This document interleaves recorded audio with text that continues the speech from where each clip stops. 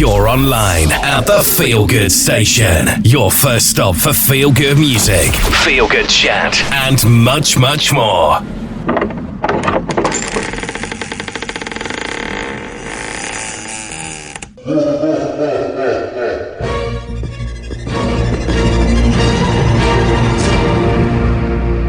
The Cellar of Horrors.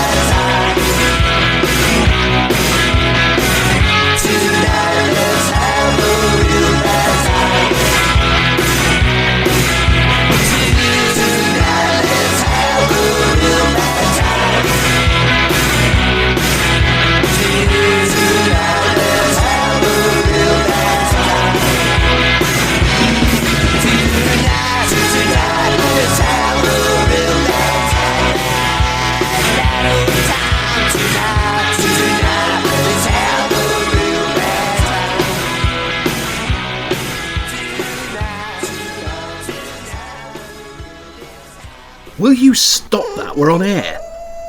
Look. Greetings, folks, and welcome to another episode of The Cellar of Horrors. I'm your host, Tim Mendes, and the person that I've just been arguing with is my co-host, Septimus the Spider. I have no idea what he's doing. What are you doing? What are you doing? He's pulled down all my hardback editions of Edgar Allan Poe and H.P. Lovecraft and M.R. James, and he's sort of arranging them on the cellar floor like some kind of weird Stonehenge. What do you mean that's exactly what you... Okay. Why? Why are you arranging them like Stonehenge? Why not? Why is a raven like a writing desk? Oh, for goodness sake. Septimus, have you been dipping your flies in nutmeg again? And where's the run sheet? Where's today's run sheet? What are we doing? You've not told me what you're doing yet, Septimus. For goodness sake. Yeah, hello folks. As you can hear, I have absolutely no idea what's going on. Oh, look out. Low-flying bat. Oh, thank goodness for you, Bartholomew. Bartholomew has got my run sheet. Right. Let's start again, shall we? Greetings. Yes, tonight we will be joined by Emma and Nick of the band The Faces of Sarah. I'm very excited about this because they're one of my favourite bands. They're absolutely great. I will also be joined by horror writer Holley Cornetto. So yeah, this should be a good show. We got some great stuff lined up. That track you heard leading us in at the beginning was a Stone Cold classic from 1986 by the band The Lords of the New Church. The song was called Real Bad Time, and it was taken from their EP Psycho Sex. Brilliant title. Brilliant title. The Psycho Sex EP. You gotta love it. You gotta love it. Okay, so now I think, being as we're, getting sorted, we'll get something to get the blood pumping, shall we? I'd like to play a song by industrial rock legends Sister Machine Gun. This song is called Sins of the Flesh.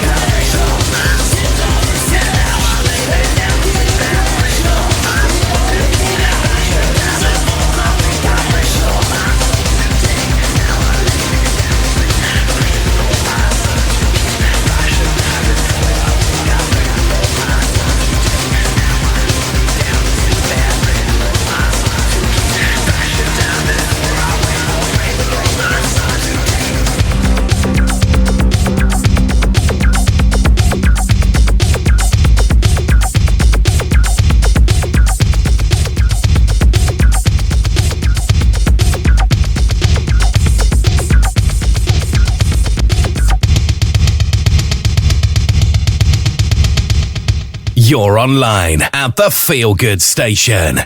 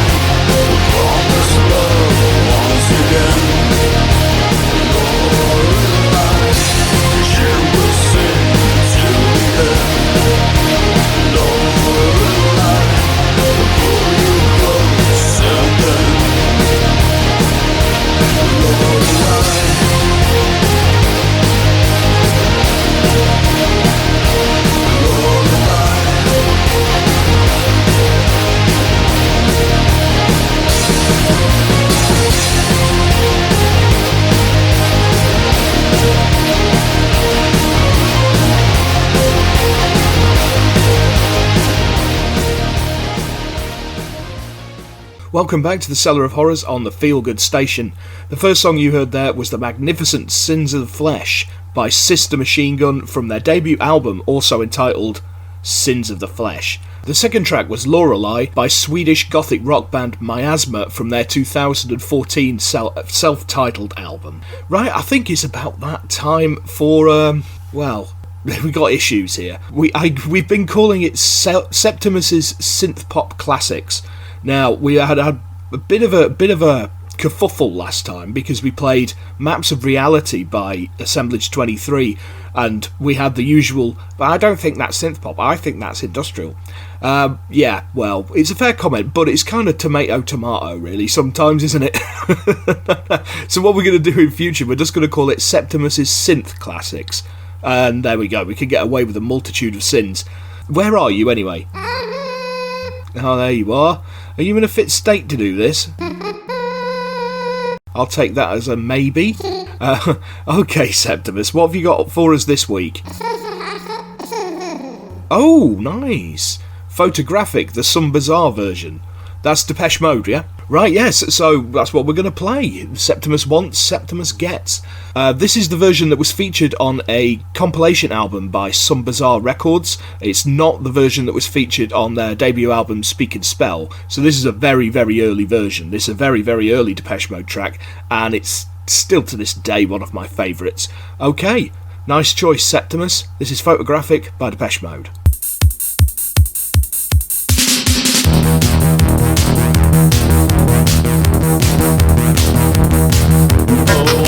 House, a white room, the program of today.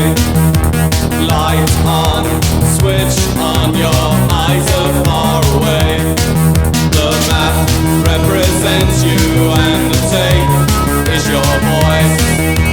Follow all along you till you recognize the choice.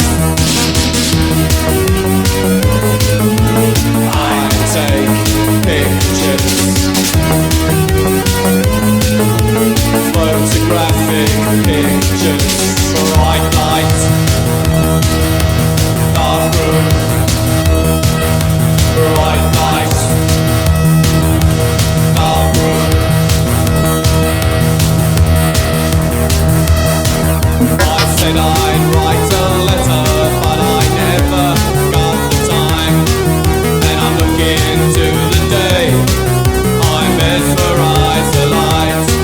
The years I spent just thinking of the moment we both knew. A second passed like an empty room, it seems it can't be true. I take pictures, photographic pictures, bright lights, dark room, bright lights, dark room. Go.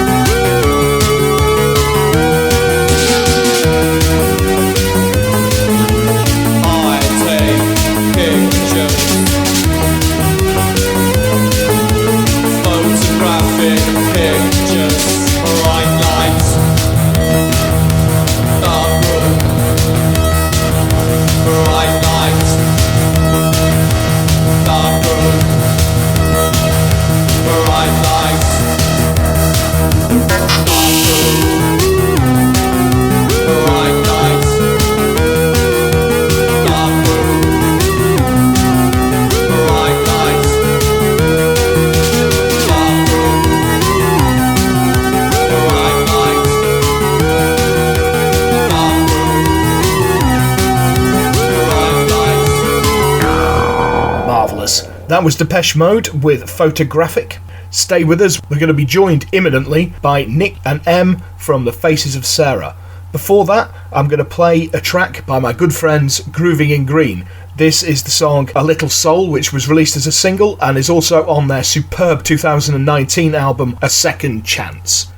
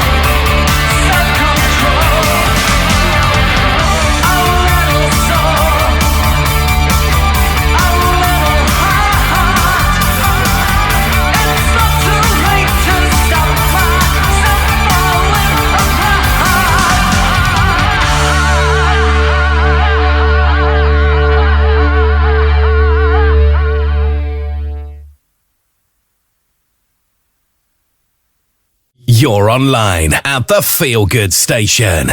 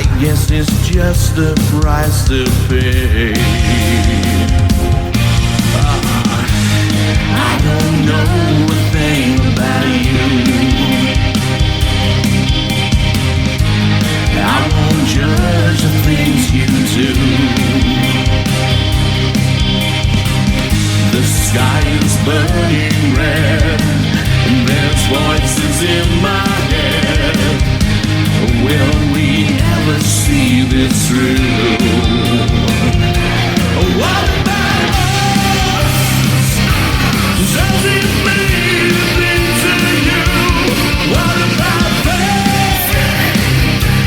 Does it work?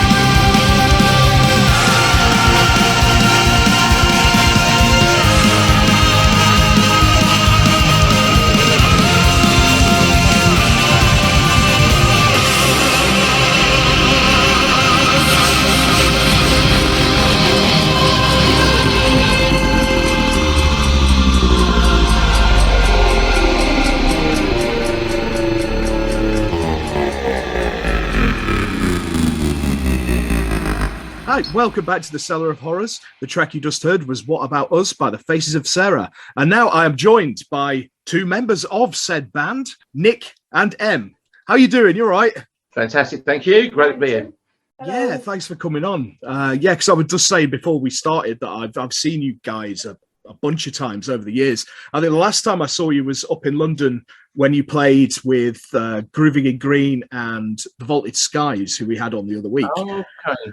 Yeah. That was that 20th anniversary show, I think, yeah? That was the one, yes. That was the one. Yeah, so I ended up spending far too much money on T-shirts and God knows what, the usual drill. Yeah. That was a great night, That's really cool. Yeah, it was an awesome show. A really good show. I really enjoyed that. It was one of the highlights of that year for me because, I hadn't seen you for a long time because I think the time before that I'd seen you was at the Purple Turtle when you played with Banshee Aircrew, maybe. That rings a bell. That's quite a long time ago, isn't it? Yeah, it was. Yeah. And then before that, I saw you with Incubus Succubus down the Underworld. Underworld, yeah. So, we're going back a bit now. But, we are. Yeah. Well, yeah, speaking of, like I say, 20 years, 20 plus years now, you've been going. Unbelievable. I mean, it doesn't feel like that long, to be honest. In some ways, it feels like double that, but in other ways, not as much, because we were never kind of like consistently like recording and releasing and playing and touring. You know, we would get something done to begin with. We got 3 releases out straight away, built up a bit of momentum, left it for a little bit, and then the kind of lineup changes started happening because it was left too long, and then we'd go back to it and then leave it again, basically. So it's only, I would say, the last, like 5 years we've been really busy. You know, those other times we did some pretty good shows and had some great, did some really good recordings and whatnot. But in the last 5 years, I would say we've built up a lot more of a regular momentum, I guess. Yeah, it's great to see you going from strength to strength, really, because I've always thought, like, back in the early days, I was always like, these are a band to watch, and then you sort of vanished for a bit. Well, it was our jokes before you came on. I've seen like 2 of your farewell shows, I think. So. I remember one of them. The other one, maybe I don't remember saying it was a farewell show. I remember there was one at the Underworld. Yeah, and got really kind of like frustrated about that because we were doing some of these, quite a few shows around that time. Really poorly attended, and then it kind of got leaked out that we was doing a farewell show and it was packed. It's just a bit like, God, if I knew there was this many people out there, wouldn't have said we were splitting up. But in all fairness, it just at that time it did feel like it's a good time to give a bit of a break. Yeah, because I remember I was with Twinkle from the Ghost of Lamora, cool. We were at that Purple Turtle show afterwards, and it might have been him that said, "I bet it's another farewell show." That's probably how it appeared by how we were on stage, I would imagine. No, Nick, it was a farewell show about 4 songs in. Yeah, probably. That's it. I'm done. So you've been playing quite a lot, I've noticed recently. Yes. Yeah. And when did your last release come out? And so that came out during lockdown. What happened? The anniversary show in the October of 2019. Nick had moved north, and we'd assembled a new lineup and pulled an EP together quite quickly after he moved up here. And that was supposed to be sort of a launching pad for a bit of a different direction with some new people, bit of a new lineup, sort of me on backing vocals and a bit of that sort of more acoustic-y rhythm stuff, just bringing it back a little bit to something a bit less heavy, I would say, than the sound had been evolving towards. So that was such a roaring success that night. It was brilliant. And then we had so many plans for 2020 off the back of that. We adopted the tagline FOS 20 and we changed our logo and everything. And then of course 2020 just never happened. We actually did the January of 2020 we did a show in Germany. We had a packed diary, and then obviously we all went up to Morecambe for the Corrosion Fest in March, and then we never went out again. That's right, yeah. So we planned to do a full album. We actually ended up, the 2 of us, pulling together another EP during lockdown, and did some homemade videos. The track you just played was from the title, opening track of that EP. And we put that out and we just kept ourselves really sort of entertained, and that kind of opened Nick's eyes up to the ability to record at home, and he's crafted that over the last sort of 18 months. So that kind of now means the world's our oyster a little bit, because we can do a lot more without having to rely on lots of other people and going to expensive studios. So that was our formal last release as it stands. And it was just a really nice way to spend lockdown. Then we had a unique opportunity. We did a load of filming in Liverpool when it was absolutely deserted on the Albert Docklands, which never ever happens. So we got this the single Turnaway has got some really eerie footage from. It's beautiful, but it's quite eerie to see the city centre completely deserted like that. Don't tell us the Welsh government, because we weren't supposed to be there, I don't think. Throw us in the clink. I remember like as a kid going down like the ship canals and stuff like that in Manchester on like Christmas Day, and there was nobody about, and it was really creepy. So I imagine it's a very similar vibe. Yeah, for sure. Yeah, for sure. And that was a lot of bands got a lot done. I mean, I got a lot done writing wise. It's like in lockdown because I had no distractions. But a lot of bands sort of come out of the woodwork a bit. It was just like, we've got an album. It's just like, excellent. Yeah. I think it's kind of lucky, for yourself as well, being a writer, and congratulations, doing really well with that. Oh, brilliant. Thanks. Yeah. But I think you're lucky if you're in that lockdown situation. It's a unique time, as Emma just said, where you can really like focus on. Hate using the word your craft or whatever, but you can, and not feel guilty about just focusing on that. Because we didn't have anything else to do, did we? So this is it. Yeah, that's precisely it. I was like, I no longer felt guilty about like blowing off my mates to get some work done. Come down the pub. Oh, all right then. You know what I mean? We don't have that problem. We're completely unpopular. we're still Billy No Mates. It's not been locked down for a year. To be honest, I've not got back in the swing of things at all. It's like I do my monthly night out in the world, and that's about it for me at the minute. Occasionally go to gigs. That's about it. It's just, totally get that. Yeah. Right, I believe you've got another track of yours lined up. Would you like to lead it in? Absolutely. It's a track from our first album. The album's called 24, and this track is called Forever Sleep. And I would say it must have been played in 99% of any show we've ever done, because primarily it's my, I think we've done some great stuff before and after. But it's a song for me. I just think it ticks all the right boxes. It came together really quickly. The original guitar player, John, come up with a little guitar line. We had a chap, Dave, playing electric drums. So we had this really nice kind of synthy 80s sound to it. Oh, nice. I always had my little lyric book with me. So it was literally one of those things. Within an hour, we had a really, really cracking song. And sometimes that's how it works. Not often, in my experience. No, sometimes that's how it works. And it's still a song just love doing now. And all the lineups throughout the years, especially I'd say the one we got right now, they absolutely nail it. Because to be doing a song after that amount of time for it still to pull on my heartstrings, it has to be pretty damn special, and it always is every time.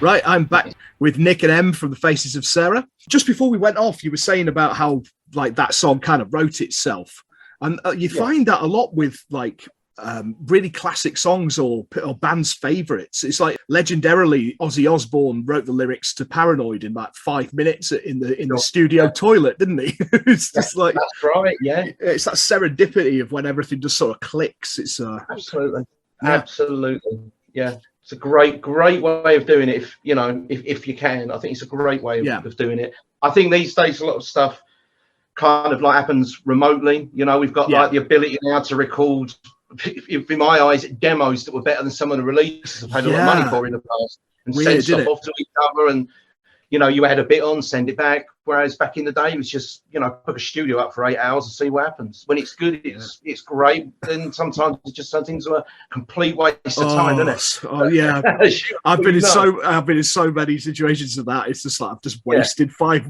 hours of my life on nothing. I'm so to get that. Yeah.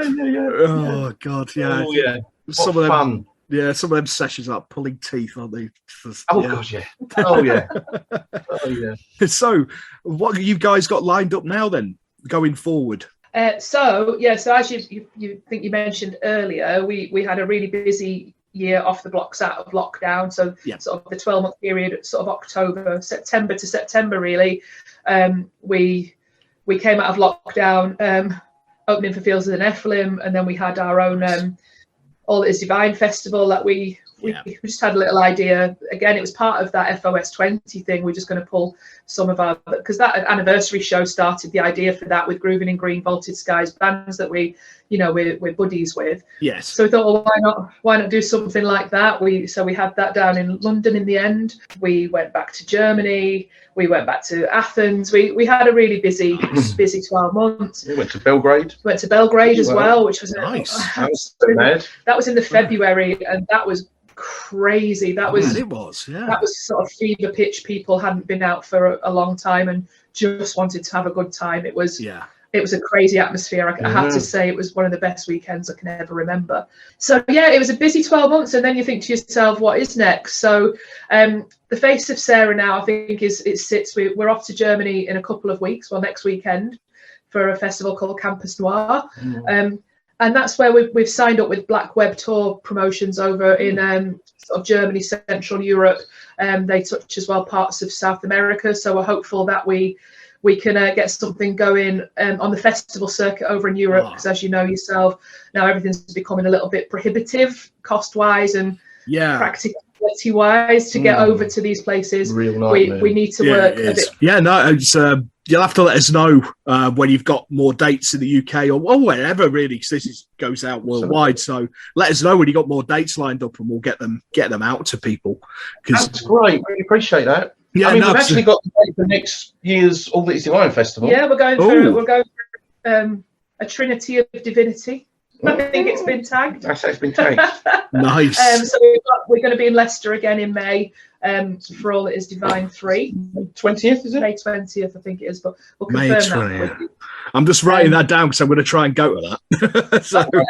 And we're just looking at how we can work a little bit differently. Before the lockdown, you could feasibly used to do it one of two ways. You could arrange a fee, or you could actually run the door and take a percentage of the door and pretty much mitigate the risk of the cost of going over. In fact, I think the last time when we went to Athens, it was cheaper than traveling to London and staying in Camden overnight. It's actually now, regional airlines have sort of stopped flying locally, so everything's out of London. The Channel Tunnel's just a disaster. So everything now is a little bit more complicated. So we want to do things that really will make a difference and stuff we can kind of have time to promote and really get behind for the Faces of Sarah. Yeah. And then we've got a few other things in the pipeline as well, which are quite exciting, that we've been working away on in the background. Okay. Nice. Yeah, very cool. We can give you an exclusive on that if you like today. Go on. Oh, we like an exclusive. Go on. Well, to cut a long story short, obviously over the years, the Faces of Sarah kind of like more from a, pretty, standard, but I like to think really cool, like goth band, further and further more into like kind of say the rock kind of realm, which when we play some of those older songs, I still think translate really, they translate well. We still give it everything that we still had back then. But it's undoubtedly, it's more of a rock-based, thing. Like I'm not putting this up there with them, like, when the Cult went from Love to Sonic Tempo, Sonic Tempo, etc., that kind of thing. And I wouldn't want to change that because I really love the lineup we've got at the moment. But then when myself and Emma started sitting down writing some songs for a new album, they were coming out because we both got into goth very similar time, in the late 80s. Yes. Early 90s. For me, it was a magical time, wasn't it? Same sort of time as me then. Yeah. Right. It's great, wasn't it? It was brilliant. I don't know about you. I very much come from like a rock background. Started getting a little bit bored with some of it. Then started hearing like Fields of the Nephilim. It was like, wow, this is rock but weird. This is different. What's going on? Yeah. Then Sisters of Mercy, and it was explained to me they don't use a drummer. I'm like, what? All this kind of. It's opened up a whole new world. And what we started doing when we writing some songs for a new album, we were coming up with stuff that very much reminded us of the kind of tunes and the sound and the feel of what got us into that music back then, which ironically isn't really right to give to the Faces of Sarah now, So it's like, well, do you know what? Let's do our own. Let's just do our own like thing. Not so muddy the waters with FOS, but also hopefully to get something really, really good and classy out there. And we're dead excited about it. It's looking really good, isn't it? Yeah, that sounds right up my street. Yes, you'll definitely have to. As soon as any of it's done, you'll have to shoot it in my direction. Definitely, 100%. We definitely will. We've already got a little sampler done. We're working on getting the album. We're going to be having a single and video out in the autumn, and then the full album we're aiming to release sort of late January, early February. And it's going to be the band is called Heartbreak Noir, so it's going to be me and Nick. And I like it. When we go out live, hopefully I think it will be prime for going out to Europe and around the UK, and just doing some of the smaller venues because we won't have a drummer. We will have one extra guitarist, but it is in essence sort of our little sort of baby that we've kind of created to just really remind ourselves of our goth roots and not leave that void in our lives by, as Nick says, the Face of Sarah, its evolution has now become it's a real rocking combo when you're on that stage, and it really is like, it is. Yeah, people are enjoying it. You can see people enjoying it, but just from a sort of an artistic point of view, when you're writing a goth song, we've realised that doesn't translate to those more sort of rockier guitar parts and stuff. So we're keeping it very pure, and we're dead excited. It sounds absolutely brilliant. Right, well, thanks for coming on today, and keep me posted on any of that. Absolutely. And as soon as your single comes out, we'll get that on air and all the rest of it. So thanks for that. I believe you have a goth classic lined up for us to lead out on. This was really, really hard to choose. Yeah, it is, isn't it? A list of them. But my favourite goth band of all time is Sisters of Mercy. I think just everything they've ever done. I think I know even Vision Thing, which I know a lot of the fans aren't so keen on. I love it. I really like Vision Thing. You see, I think it's great. I know it's a bit on the rocky side, but everything about it's perfect. But for me, I had to pick something from Floodland because it's just an entire piece of work.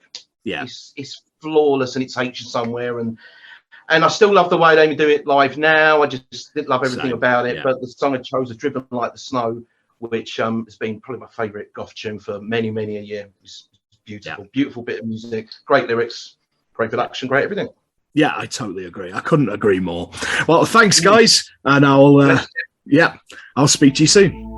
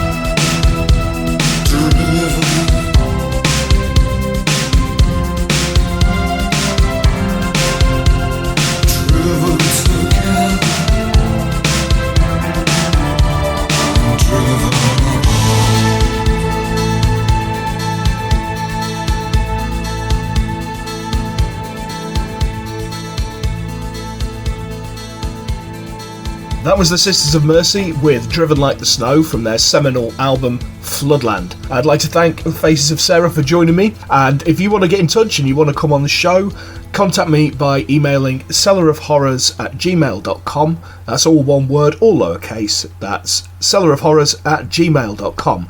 There is also a Facebook group called Release the Bats and Cellar of Horrors. Join me on there. You can contact me through that as well, or through, just find me on, just message me somehow. Yeah, that goes for bands and writers as well. Any creatives, really. Writers, artists, filmmakers, bands, you name it. As long as it's either goth or horror related, I'm going to be interested. That's the end of the first hour, but stay tuned because we'll be joined by horror writer Holley Cornetto in the second hour, and we'll also have tunes from the likes of The Last Cry, All Living Fear and The Wake. You're listening to the Cellar of Horrors on the Feelgood station. You're online at the Feelgood station. Your first stop for Feelgood music, Feelgood chat, and much, much more.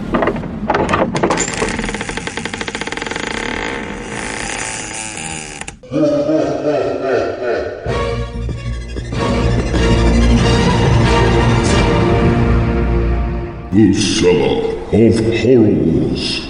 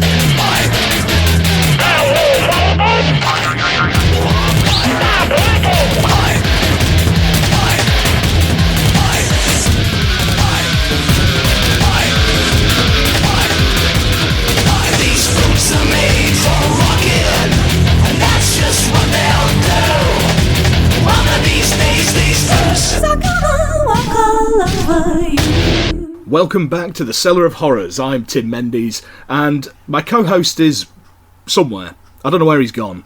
I'm a bit concerned. I think he's up to something. Whenever I can't see Septimus the Spider, I get worried. That track you heard leading us in was this week's random cover moment.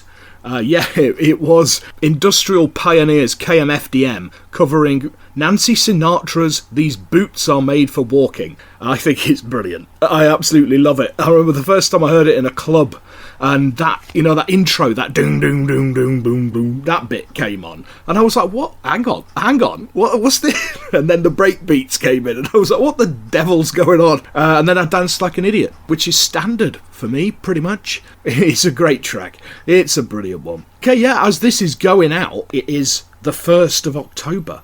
You know, spooky season is upon us.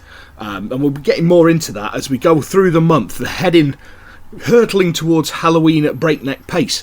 But for now, what I'd like to say is, it's a real shame that I couldn't get to Exeter yesterday, because two bands that I've seen possibly more than any other band, with the exception of The Mission and New Model Army, Incubus Succubus and All Living Fear, played a gig at one of my old stomping grounds, the Cavern Club in Exeter. I used to lurk around there in various states of inebriation back in the mid-2000s.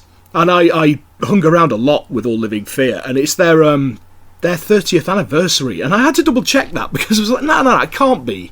It can't be, because it was their 50th anniversary, and then I realised that it has been 15 years since I lived in Exeter.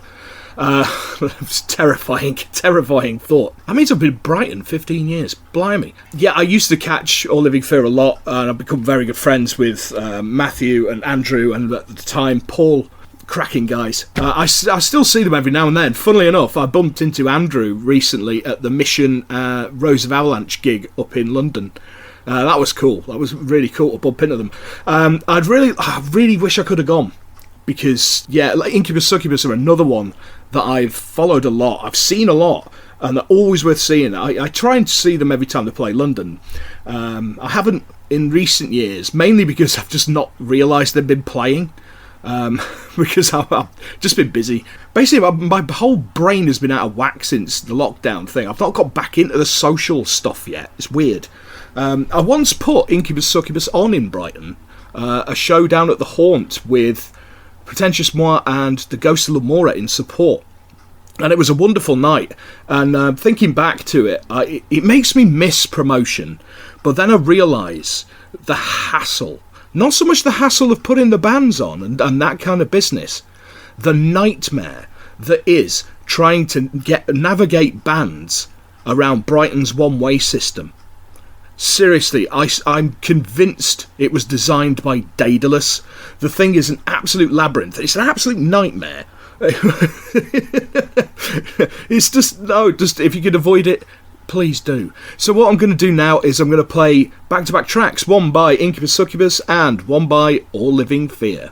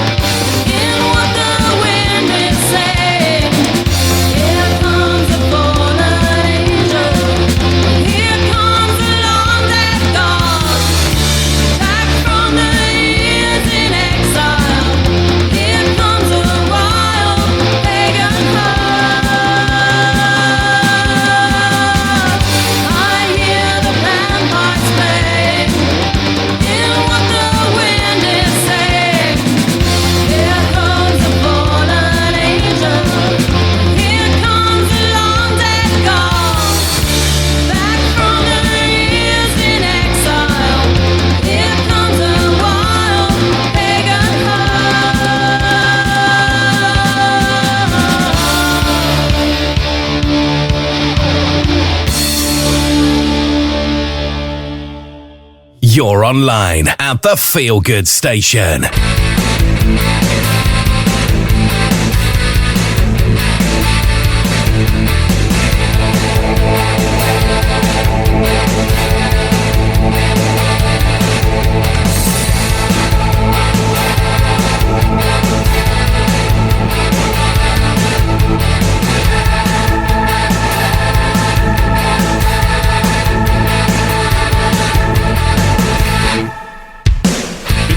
Of your truth, for your secrets are safe within the mind of another. Who in his heart he loves you more than a sister, more than a brother. Telling the story, look forward with pride. So precious is trust, no transparent lie. A new day will dawn with its promise of tomorrow. No longer the pain, no longer the sorrow. Jessica walks beneath the darkened veil. Nobody sees the tears she hides. Jessica dear, with your lips so pale. It's cold out there, just come inside. Not every silver lining has a dark cloud close behind. Don't let shadows of your tainted past ever change your mind.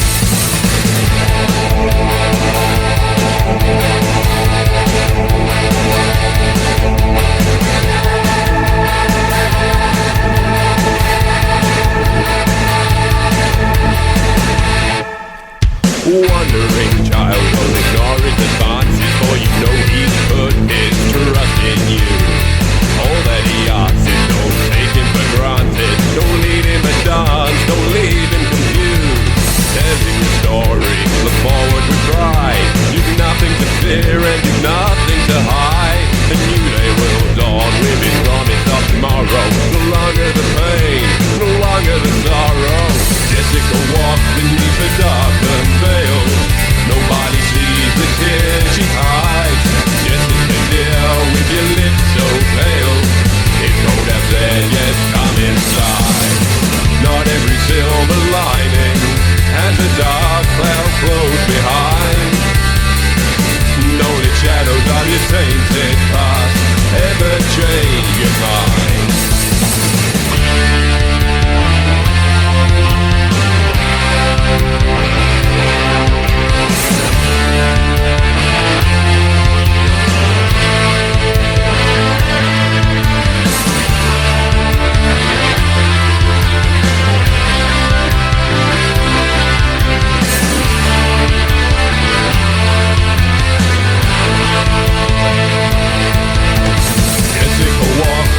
The darkened veil. Nobody sees the tears she hides. Jessica dear, with your lips so pale. It's cold out there, just come inside. Not every silver lining has a dark cloud close behind. Don't let shadows of your tainted past ever change your mind.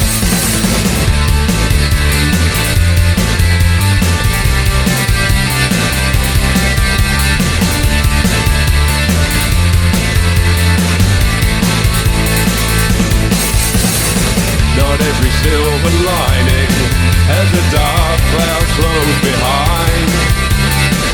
Don't let shadows of your tainted past ever change your mind.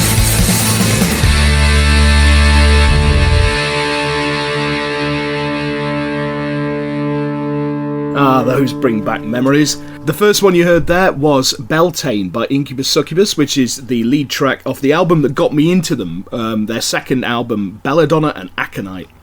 It was also on their original album, Beltane, funny enough. But that was the Belladonna and Aconite version. The second track you heard was All Living Fear's first single, Jessica. But that was actually the re-recorded version of their 15 years after retrospective, which I actually got a thank you in the credits. So, you know, that made me all warm and fuzzy. Oh, crikey, what the devil? Oh, Septimus has just flown across the cellar like Tarzan on his web and clattered into a load of Doctor Who collectibles. Are you alright? You alright? I think he's still off his nut on nutmeg. Daft Spider. Right, yes, as this is going out, at this very moment, at the Lending Room in Leeds, The Last Cry are taking the stage for their, what's slated to be their last ever show. They're supported by, surprise, surprise, All Living Fear. Another one I really wish I could have got up to, but it's just financially and logistically a nightmare to get up there at the minute. Yeah, that makes me sad. The Last Cry are another band because they're local to Brighton, or Lewis specifically, but the area. So again, I've seen them a bunch of times, and they're a lovely bunch of lads. So yeah, I'll be very sad to see them go. So what I'm going to do now is play their last ever single, Fragile Life.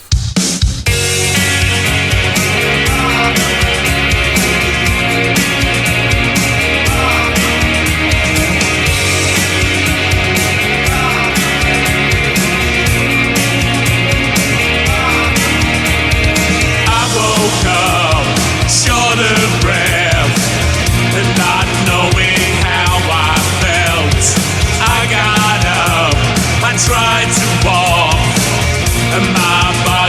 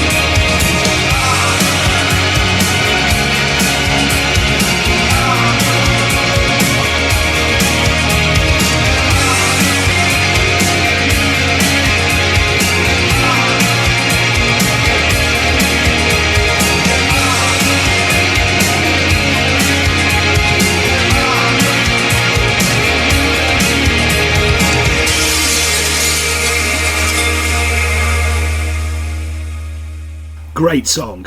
That was the last ever single by The Last Cry. It's titled Fragile Life, and it's available now on Bandcamp for download. Right, we're coming up to that sort of time where we'd get ready for our second guest. I've checked on Septimus. He's fine. He's pretending to be a Dalek at the minute. I'm just ignoring him. It's better to do that sometimes. I don't know. I'm certainly going to have to hide the condiments next time he's going on a fly binge. Right, I'm going to play a classic now from the legendary Hanin Elias. This is Future Noir.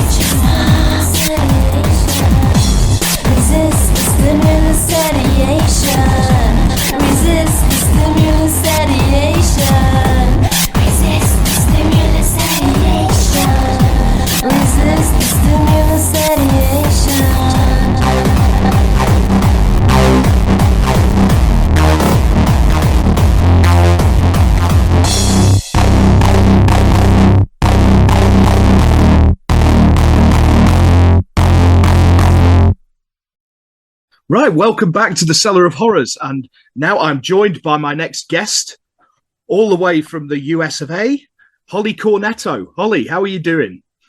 I'm good, thank you very much. Yeah, thanks for coming on. Thank you for having me. Oh, it's always a pleasure. It's like we've not done anything like this for a while, but we've done plenty of round table, Zoomy internet things in the past. So yeah, we cross paths a lot. yeah, yeah, we do. Yes. So I see you've been quite busy at the moment, which is always good. Yeah, it's been a big year for me. Mm. I didn't realize that 2022 was going to be my year, but it's been great. So. I noticed you had another magazine acceptance fairly recently and things like that, which is always good. You know. Yeah, I've been writing some short fiction lately, and I've been working on some novella, some longer form stuff. So I haven't been doing quite as much with short stories as I was. Yeah. So it was nice to kind of have a few things here and there to Yeah, cleanse my palate after longer projects. This is it. I tend to do that myself because I've not been going for a lot of open submissions because I've been having basically invited stuff on my own projects and things like that. Like it's similar to yourself. And it's nice. I always have a few just in the bank just in case.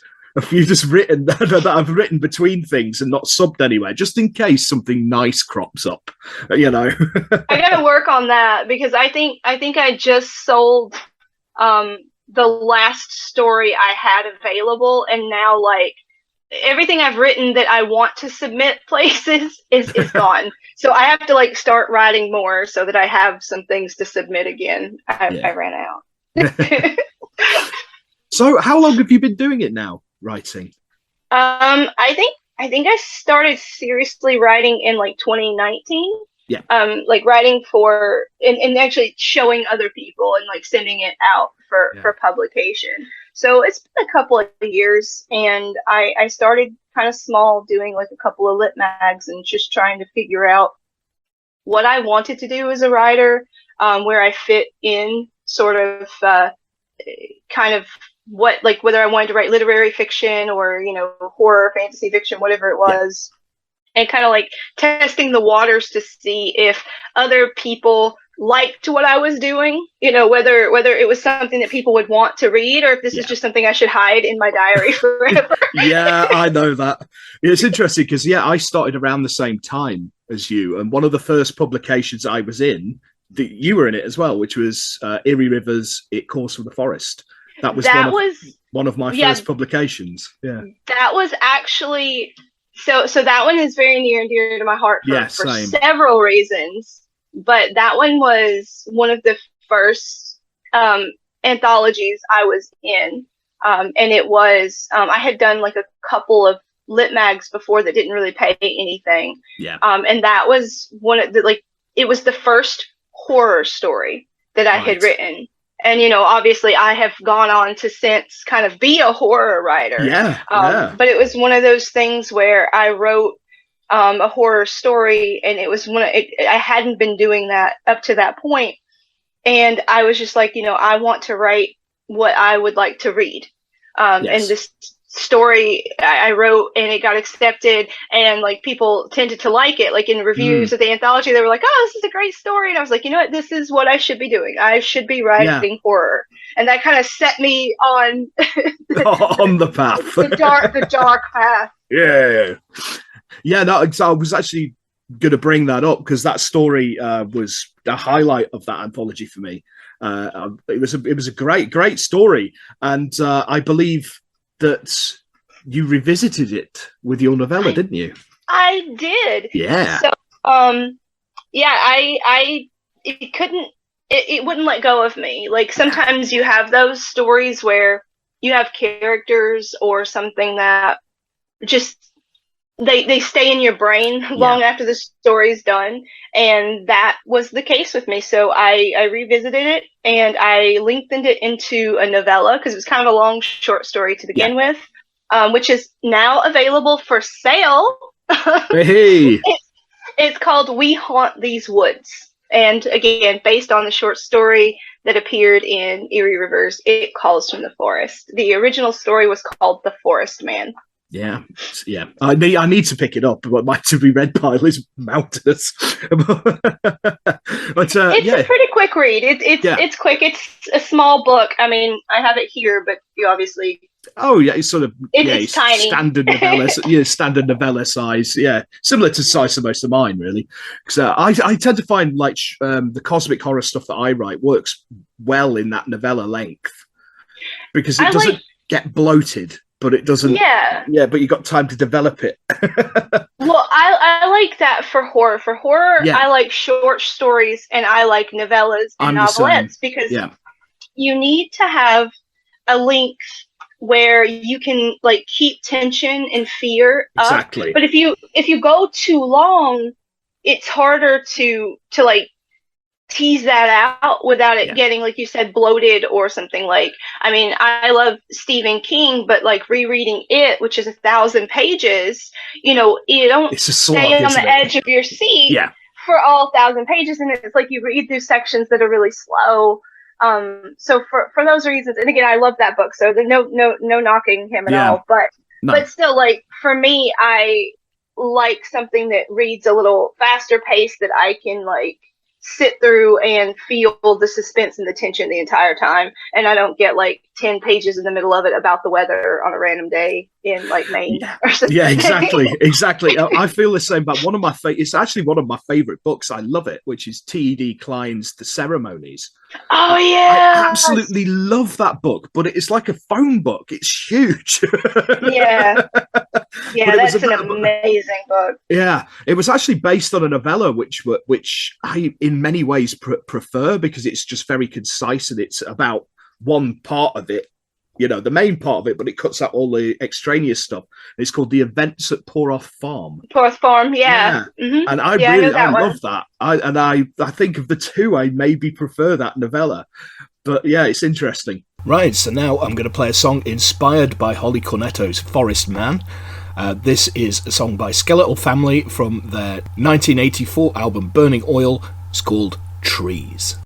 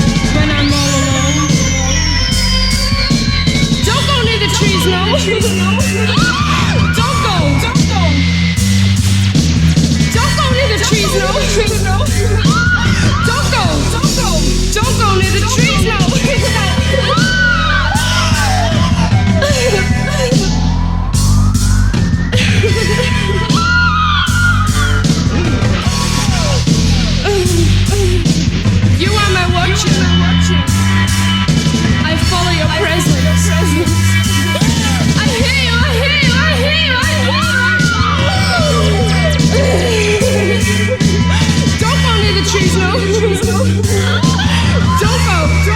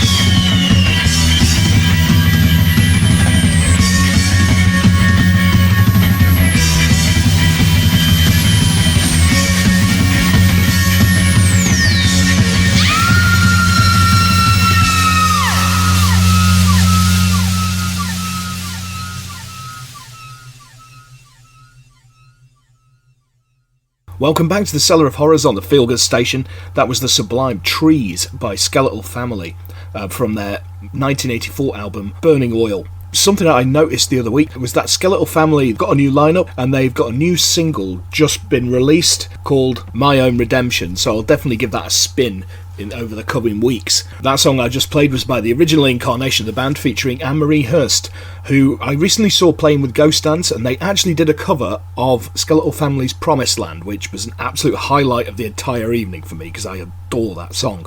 Just a quick reminder that if you want to come on for an interview, or you have a new single or a new book or new something or other, or a gig, anything really, anything that's goth or horror related to plug, give me a shout.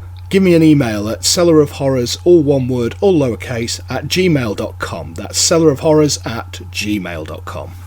Okay, right, so now we're back with US horror writer Holley Cornetto.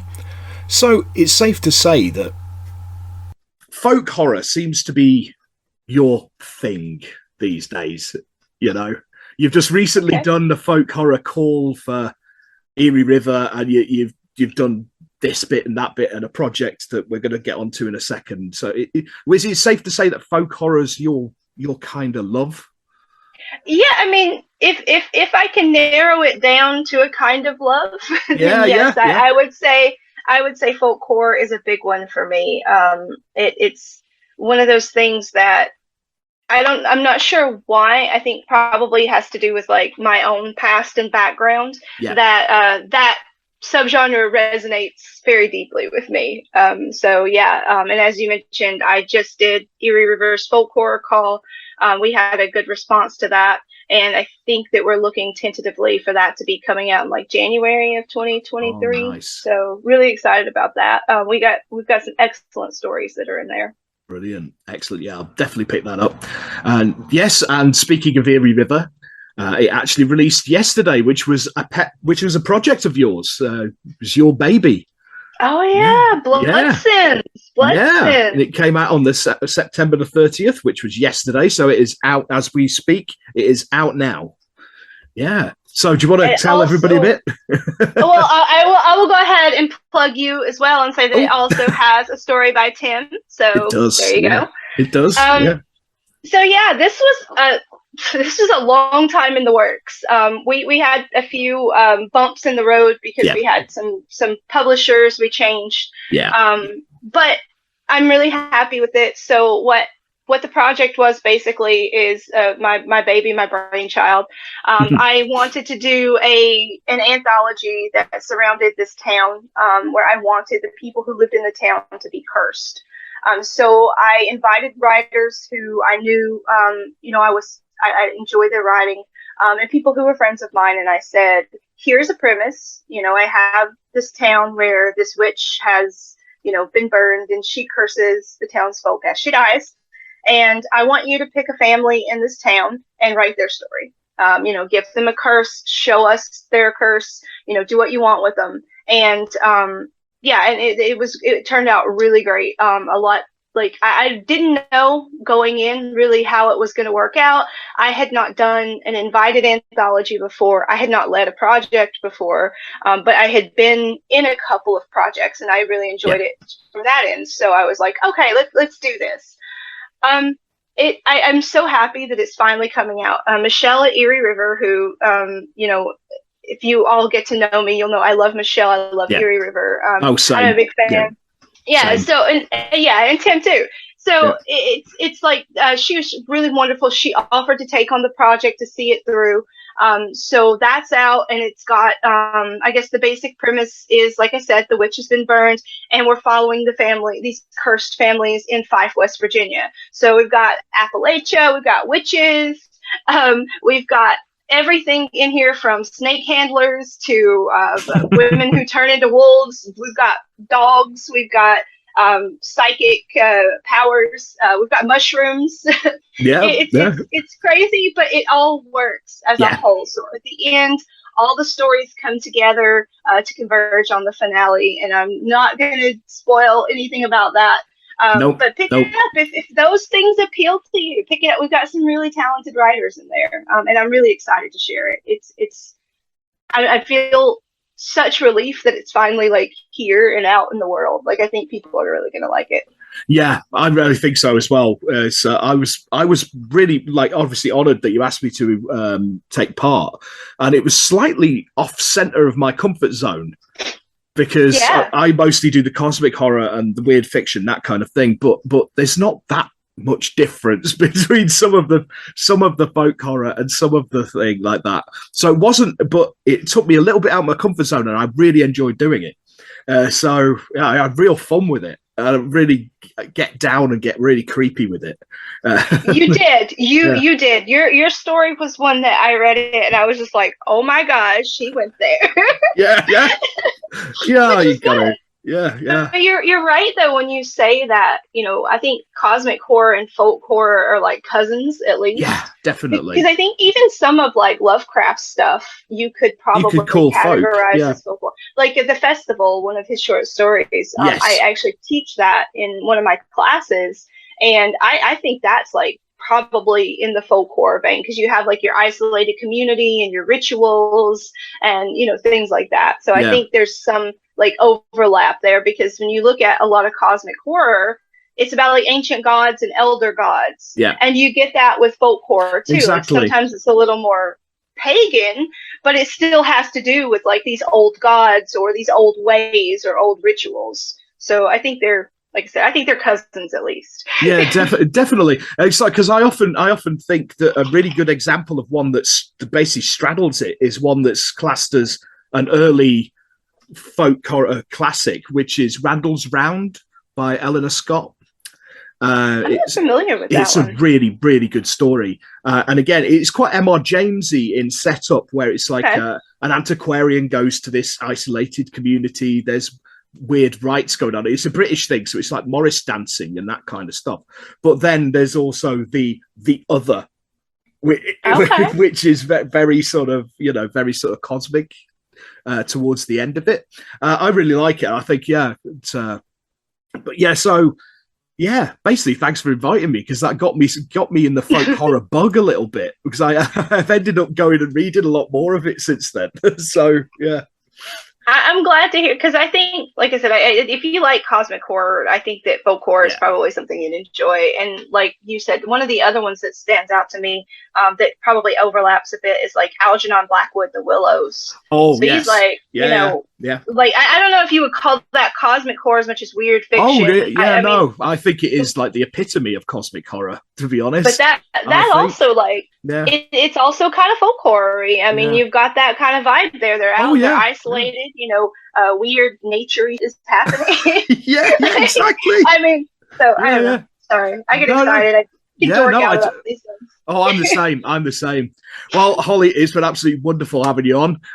So just before you go, have you got anything else sort of coming out at the minute? Anything in the pipeline?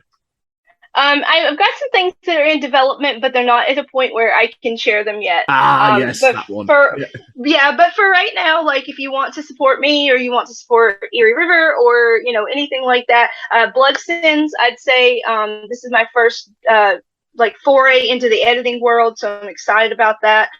Pick that up if you like folk horror, if you like coming of age horror. My novella, We Haunt These Woods.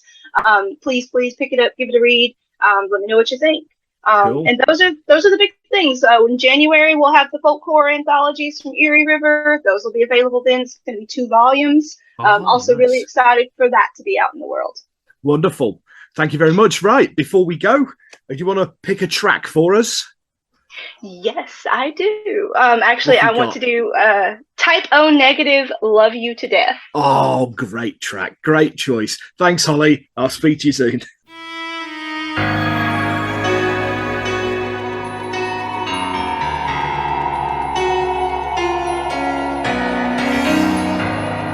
In her place, 100 candles burning. A salty sweat drips from her breast. Her hips move, and I can feel what they're saying, swaying. They say the beast inside of me is gonna get ya, yeah.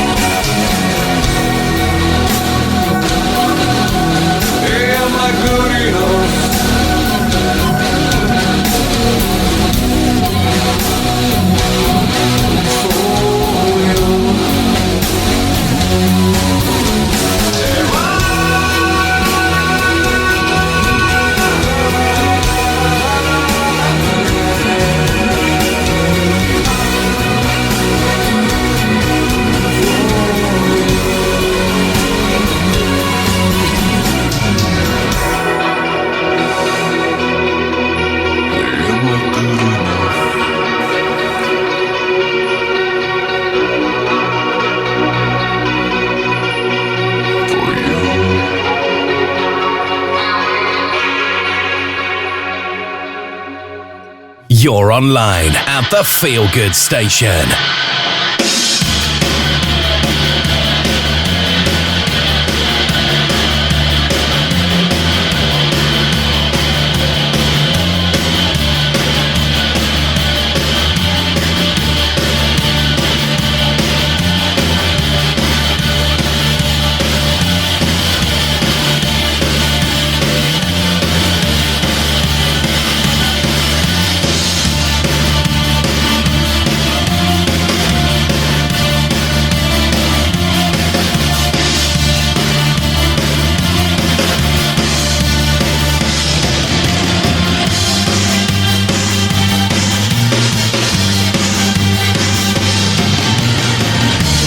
Place of revelation in a world of despair.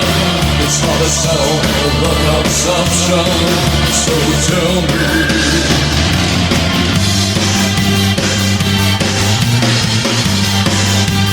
where's your Nazarene? Nazarene. The tall tales of death and horror. It's like the witch's brew. Can you feel the same relation? Where's your Nazarene? Nazarene. Oh, blessed are those who speak the word, and then you refuse to choose. Can you feel the same relation? Where's your Nazarene? Nazarene, the King of Kings, Nazarene. Can you save all of us for Nazarene? Where's your Savior?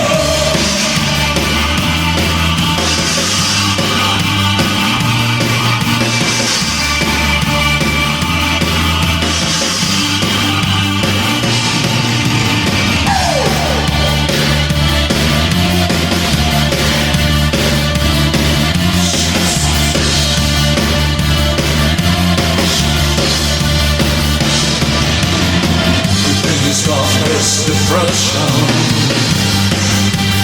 Where's your Nazarene? Nazarene. A tall tales of death and horror. It's like the witch's brew. Can you feel the same relation? Where's your Nazarene? Nazarene. The King of Kings, the Nazarene. Can you save all lost for Nazarene? Where's your Savior?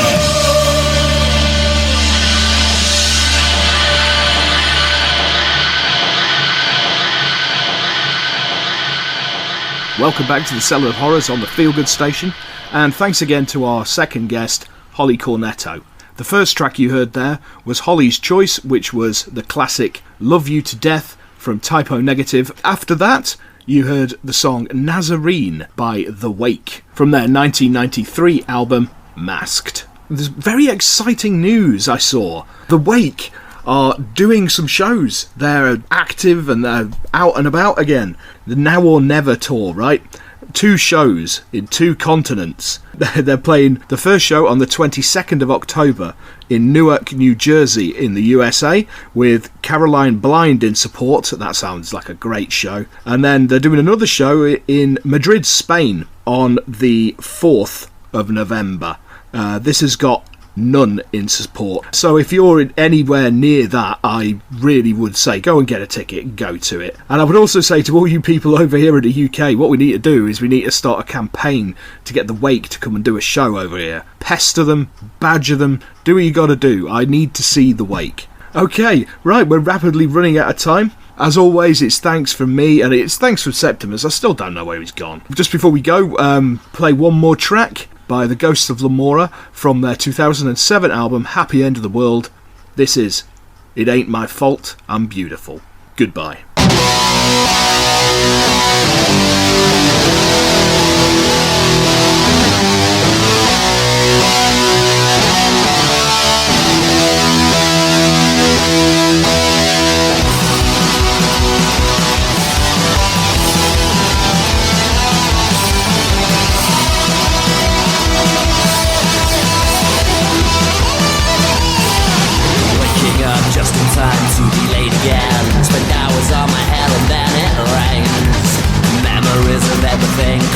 regret. When you're dead, your ways are always sad. It ain't my fault that I'm beautiful. I guess you're only human just like me. Been round and town and messed around, now you come back for more. That was then, but now it's a story.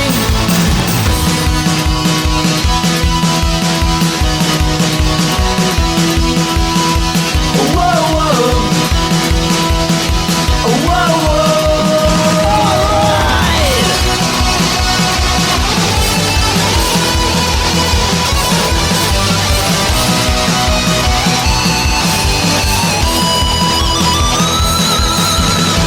Stumble blindly from darkness to despair. It all comes apart with perfecties.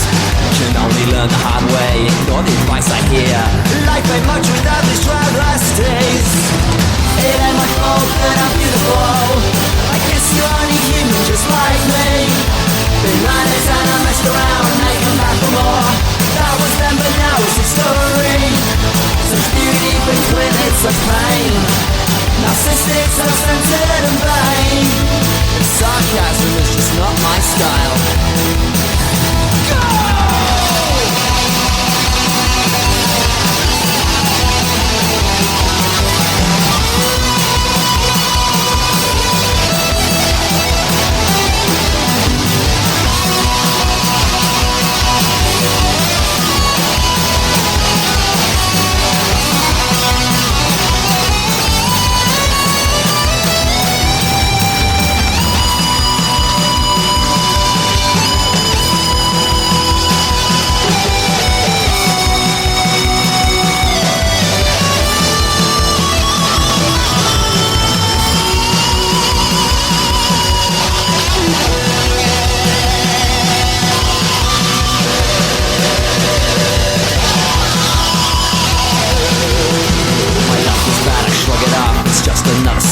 Rejoicing in such shallow victories. And if we do reincarnate, then it's guaranteed I'll return as me. Cause it ain't my fault that I'm beautiful. I guess you're only human just like me. Been runners and messed around, they come back for more. That was never now, it's a story. It ain't my fault that I'm beautiful. I guess you're only human just like me. Been runners and messed around, they come back for more. That was never now, it's a story.